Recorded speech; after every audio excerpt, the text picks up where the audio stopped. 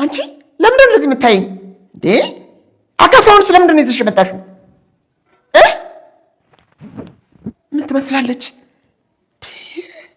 በዚህ አካፋ ህይወቴ ውስጥ ያሉ ቆሻሻ ነገሮችን በሙሉ እያስወገድኩ ነው። ተሯ ደግሞ ያንቺ ነው። ምንድን ነው የምታወሪው? ትሞቻለሽ እያልኩሽ ነው እማዬ። መሞት አትፈልጊም? አልፈልግም። እንዴ ለምንም አትፈልጊም? ህይወቴ ውስጥ ፈተና ሆነሽ ከምትኖሪ ብገላግልሽ አይሻልሽም? አንቺ ልጅ ዮዲትዬ አካፋውን ቁጭ አድርጊው። ለምን ማስቀምጠው? ባሌ እንደገደልኩት አንቺን እገልሻለሁ። ሁላችሁም ፈተና ነው ይሆናል። የምጠይቅሽን ጥያቄ ትመልሽልኛለሽ። ከዛ ይቅርታ አደርግልሻለሁ። እሺ እሰማሻለሁ። ጠይቂኝ። ለምንድን ነው እንደዚህ ክፉ ያደረግሽኝ? ለምንድን ነው ሁሉም የሚጠላት ልጅ አድርገሽ ያሳደግሽኝ? ክፉ ሰው መጨረሻው እንደማያምር ይሄ ነገርሽ ያላሳደግሽኝ? ልጠይቅሽ እስኪ ለምንድን ነው ሁሉም የሚጠላት ልጅ አድርገሽ ያሳደግሽኝ? ይቅርታ አድርጊልኝ። ከይቅርታ በፊት መልስ ይቀድማል። ማየ ለምንድን ነው ክፉ ያደረግሽኝ? መልሽልኝ። ለምንድን ነው ሩህሩህ ልብ እንዲኖረኝ ያላደረግሽኝ? ባሌን ገድዬው ደስታ እንጂ ምንም ሀዘን አልሰማኝም። ለምንድን ነው ግን የሰው ነፍስ አጥፍቼ እንኳን ልብ የማይደነግጥ አይነት ሰው አድርገሽ ያሳደግሽ? ምን ላድርግሽ? የዘራሽውን እንድሰበስብ ይፈልጋለሁ። ምንድን ነው የዘራሁት? እኔን የዘራሽው እማዬ። ለዘመናት ልቤ ውስጥ የዘራሽው ክፋት መሰብሰቢያ ጊዜ አሁን ነው። እንኳን ደስ አለሽ እማዬ፣ እንኳን ደስ አለሽ። ምን እያልሽ ነው? እናቴ ልገላት ነው ወንድሜ። በሽታ የሆነችብን እናታችንን ልገላት። በእኔ እንዳታሳብብ። እሺ አላሳብብም። ንገሪኝ፣ ወንደ ሰኔት ነው? ጫካ ውስጥ። የትኛው ጫካ ነው? ንገሪኝ፣ የትኛው ጫካ ነው? የትኛው ጫካ? ወንዴ ተረገመች።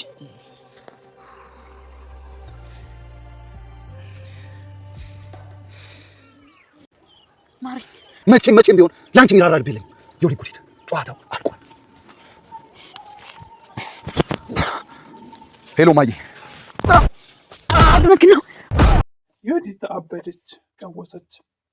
በሚያሳዝን ሁኔታ ምስኪኑ ወንድዬ እናቴ ተሰቃይታ ስቃዋን ሳላይላት ሳልረዳላት መልካም ሚስት አለችኝ ብዬ እስከ ዛሬ እናቴ ስትሰቃይ ምንም ሳይመስለኝ ቦታም ሳልሰጣት፣ ነገር ግን አሁን የእናቴን ያሰቃዩትን መልሼ ማሰቃየት አለብኝ በማለት ዮዲትን እናቴን እንዳሰቃየሻት አሰቃያለሁ ብሎ ሲሞክር፣ ነገር ግን ዮዲት ጭካኔ የተሞላው ልቧ እሷ በአካፋ ብዬ ገድዬዋለሁ እናቴ፣ እሱን እንደገደልኩ አንቺንም መግደል አለብኝ። ለምንድን ነው ጨካኝ አድርገሽ ያሳደግሽኝ? ለምንድን ነው የሚራራ ልብ የሌለኝ? ባለቤቴን ገድዬው እንኳን በጭራሽ አይደለም ሰው የገደልኩ አይደለም ባለቤቴን የገደልኩ ወቅት እንኳን የገደልኩ አልመሰለኝም። እንዴት አድርገሽ ክፉ አድርገሽ ብታሳድገኝ ነው በማለት እናቷ ደግሞ እዚህ ጋር ባለቤቴ እንደገደልኩ አንቺንም መግደል አለብኝ በማለት እናትየዋም እዚህ ጋር እየተማጸኑ ይገኛሉ። እባክሽ ልጅ እንደዚህ እንዳታደርጊ እኮ፣ ለምን እሱ እንደሞት አንቺን መሞት አለብሽ? ለምን ክፉ ሴት አድርገሽ አሳደግሽኝ? ለምን ላይ የማይራራ ልብ ኖረኝ? እንዴት እንደዚህ ይሆናል? ዮዲት ራሷ አብዳለች። የወንድዬን በአካፋ ቀጥቅጣ ገላ እዚህ ጋር አይምሮዋ ተበርዟን። እናቷን ለመግደል ደግሞ እዚህ ጋር ዝግጅት ላይ ናት። ነገር ግን የክፋት መጨረሻው እንደማያምር እንዴት አስተምረሽ አላሳደግሽኝም እናቴ በማለት ዮዲት እናቷ ፊት አካፋውን ይዛ ቆማለች። እናትም እባክሽ ተይ ልጄ ይላሉ። ሰላም ጤና ይስጥልኝ ውድና የተከበራችሁ በመላው ዓለም ያላችሁ ኢትዮጵያና ኤርትራውያን፣ እግዚአብሔር ይመስገን ደህና ነኝ። የእናት ክፍል ድራማ ክፍል 44ን አብረን እናያለን።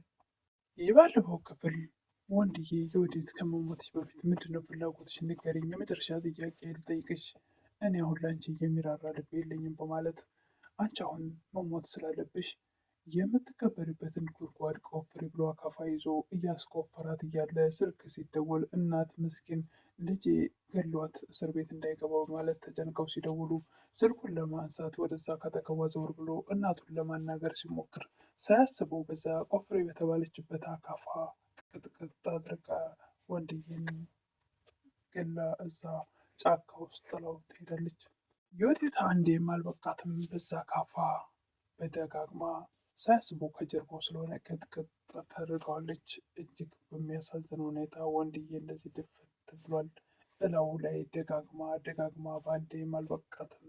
በጣም እስኪበቃው ቅጥቅጥ ካደረገች በኋላ እሷም እንደገደለችም ካወቀች በኋላ እንደ መቀወሱና እሰይ ደግ አደረግኳን ተጨካኝ፣ እኔ አሁን ደስታ ነው የተሰማኝ በማለት ቀጥቀጥ አድርጋ ጥላ ወደ እናቷ ተመልሳ ወደ ቤቷ ከሄደች ደግሞ እናቷንም ማስጨነቅ ጀመረች።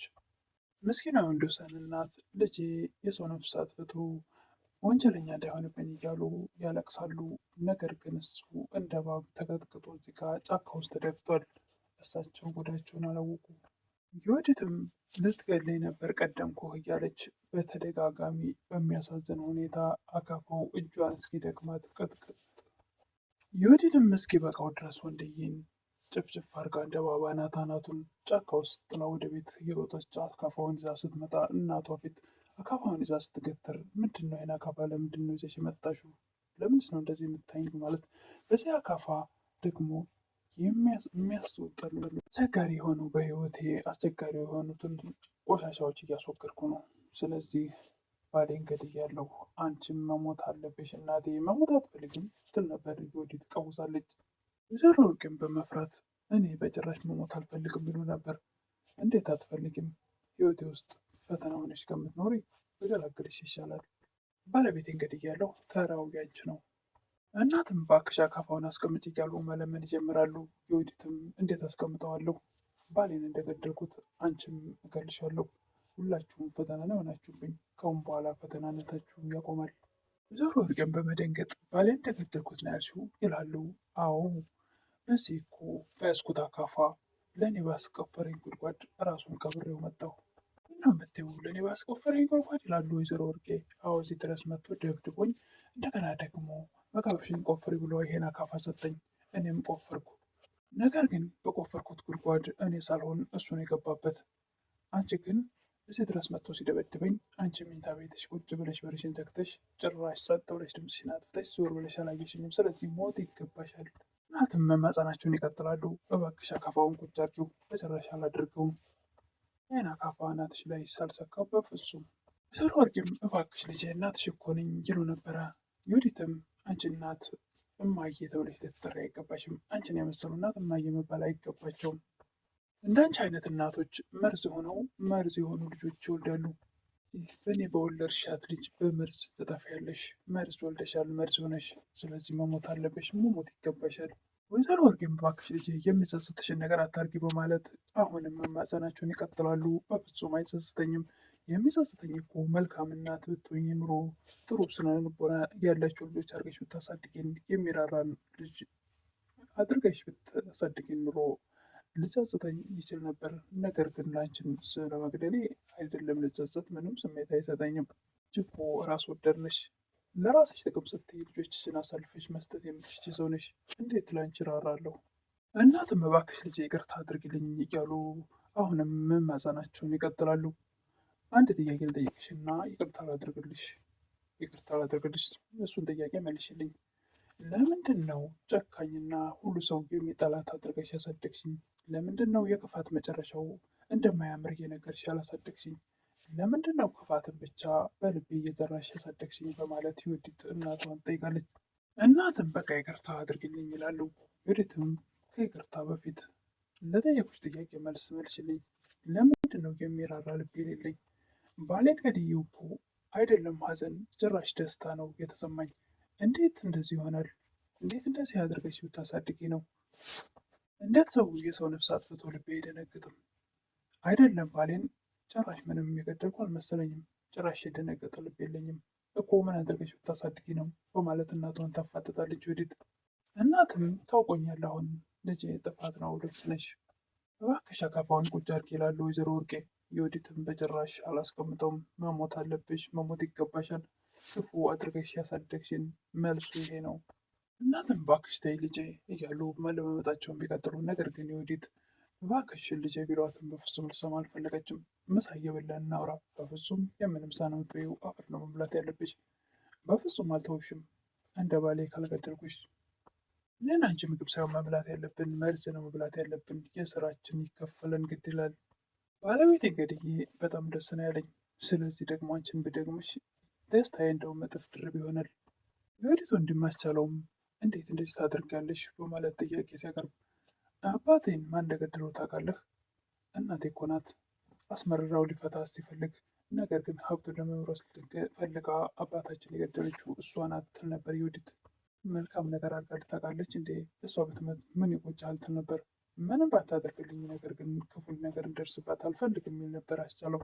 በመጨረሻም እባክሽ ወንድዬ የት ነው ያለው በማለት አስቻለው ይጠይቃል። ጫካ ውስጥ ነው ያለው። ጫካ ውስጥ ለእኔ በቆፈረው ጉድጓድ አስገብቼው መጣው። ለራሴ ቆፍሩ በተባልኩት ጉድጓድ አስቻለውም ወደዛ ጫካ ሲሄድ ወንድዬን እንዳለችው ጫካ ውስጥ ሬሳውን ነበር ያገኘው። እሱም በመደንገጥ ወደ ህግ አካል ለሚደውል ይመስላል። ወዲያውኑ ወንድዬን ሲያገላብሰው ሊነሳ ስላልቻለ ስልኩን ነበር ያወጣው። በሚያሳዝን ሁኔታ ወንድዬ እንግዲህ ተጨፍጭፎ እንደ እባብ ጭንቅላቱን አናቱን ጨፍጭፋ ጫካ ውስጥ ጥላው መታለች። ምስኪን ተበዳዩ ሟች ሆነ፣ በዳዩ ሳይሆን። በእውነቱ ያሳዝናል።